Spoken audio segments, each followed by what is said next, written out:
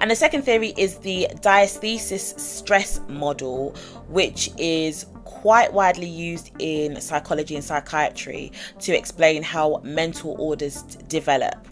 This is not my area of expertise. I found this model whilst doing this research, and briefly it argues that individuals inherit certain vulnerabilities or diathesis, and that these remain dormant until they're triggered by significant life stressors. So in Chase's case, Chase likely had, in line with this theory, a genetic predisposition for schizophrenia. That is the diathesis. Obviously, this is an assumption, this is not fact, but we know that his mum had mental health issues. We don't know whether she was a schizophrenic. I couldn't find whether she was schizophrenic. It said psychological and mental health issues. But with the case of Chase, what triggered this? Was it the social isolation? Was it the substance? Was it the lack of routine? Was it the unresolved trauma? And or was it the rejection of his peers and his family? His family rejected him. They kicked him out.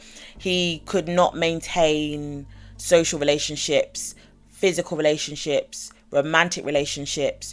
So which one of these things, because there were many, which one was the trigger? And the model also reminds us that not everybody with certain predispositions is going to become dangerous or is dangerous. Many people with schizophrenia live fulfilling lives. I've said this a number of times throughout this. They live fulfilling, non-violent lives. So is Chase an anomaly to that fact? Maybe. But what differentiates Chase is the absence of consistent treatment, safeguarding, and no holistic framework.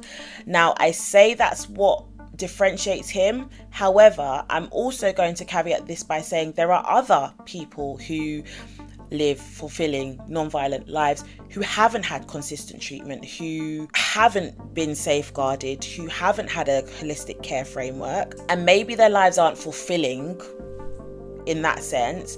However, they aren't violent. They've managed to cope through life. They do need treatment and support, but I'm saying that in the sense that not everybody becomes a Richard Chase because they have these conditions. He, again, is he the anomaly to this? And then the next question is, are we too reactive as a society, responding only after the fact, only after something drastic occurs, then there's some prevention put in there? What might a preventative model of care look like for people showing early signs of psychosis? Again, spoken about in the Andrea Yates case, nothing was really done for her at all, to be fair, but nothing was done in any sense until after the psychosis. Oh, okay, she tried to unalive herself. Let's section her, let's put her on some medications. Oh, she tried to unalive herself again. Maybe she's a danger to her children.